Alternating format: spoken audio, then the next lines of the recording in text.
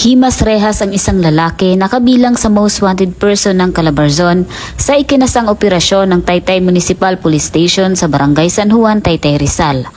Ayon kay Police Colonel Felipe B. Maragon, Provincial Director Rizal PPO, naaresto ang suspect sa bisa ng warrant of arrest mula sa Regional Trial Court Branch 74 Antipolo City, Rizal para sa kasong paglabag sa RA 9165 o Comprehensive Dangerous Drugs Act of 2002 na walang inirekomendang piyansa. Naaresto ang akusado na si alias Rich, 40 taong gulang na nakatira sa Taytay, Rizal. Kasalukuyang nasa kustodiya na ng Taytay Custodial Facility ang akusado para sa tamang disposisyon at pagproseso ng kaso.